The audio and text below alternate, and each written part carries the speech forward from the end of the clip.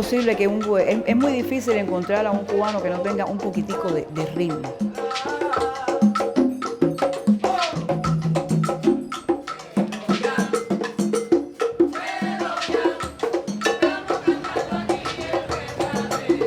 ¿Qué significa para nosotros eso? Eso es vida. Es nuestra historia. Magali Rolando est un professeur de piano. Elle habite à La Havane, la capitale de Cuba. Elle enseigne la nouvelle génération les origines de la musique cubaine. La musique réside dans le cœur et l'âme de chaque Cubain. Elle est née majoritairement de l'Afrique par ceux qui avaient été emmenés et asservis des siècles auparavant sur cette île des Caraïbes.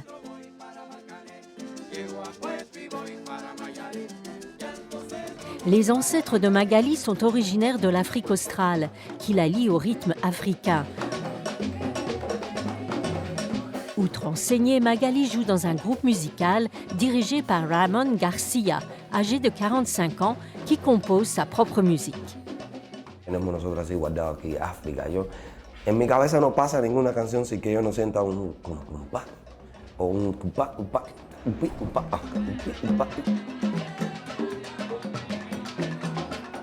no sé, tiene que haber algo, un sonido para yo sentir que el ritmo me está moviendo. Entonces ya, ahí es donde trabajo. Maintenant, les musiques et les morceaux sont mélangés avec de l'espagnol et des origines indigènes précoloniales, car les esclaves, une fois arrivés, avaient adopté le tempo qu'ils avaient trouvé à Cuba. Il est estimé que plus d'1 million d'Africains ont été emmenés sur l'île par le port de Matanzas, situé à 100 km de La Havane, dans le cadre de la traite transatlantique des esclaves à partir du XVIe siècle jusqu'à l'abolition de l'esclavage à Cuba en 1886. Bueno, porque el español, buscando mano de obra barata, los trajo para que trabajaran en la tierra, los trajo a Cuba como esclavos.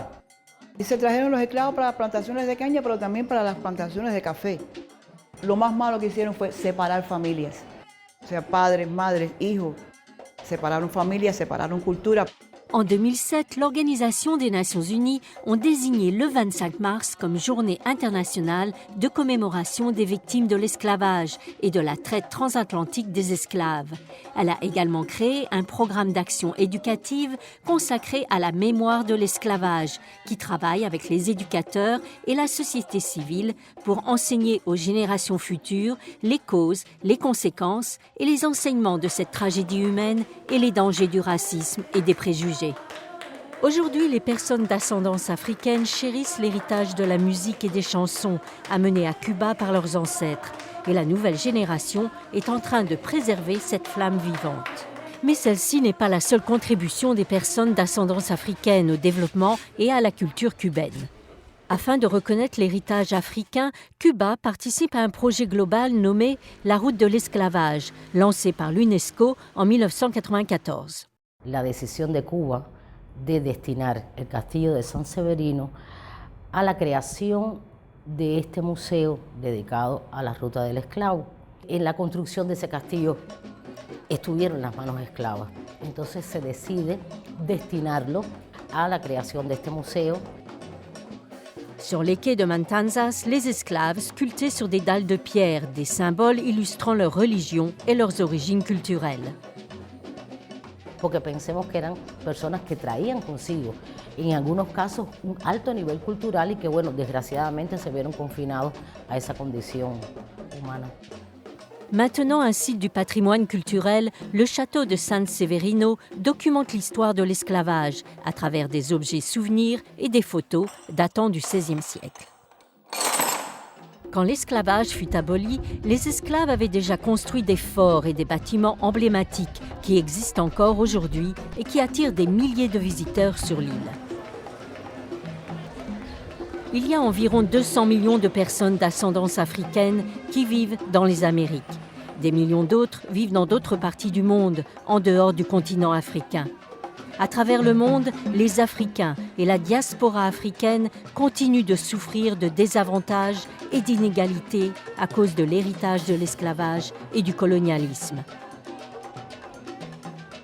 Outre la Journée internationale du souvenir des victimes de l'esclavage et de la traite transatlantique des esclaves, les Nations unies ont proclamé une décennie internationale des personnes d'ascendance africaine, qui a commencé en janvier 2015 pour reconnaître leur contribution à l'histoire humaine. La décennie reconnaît aussi les injustices qu'ils ont subies alors qu'ils encourageaient et protégeaient leurs droits humains.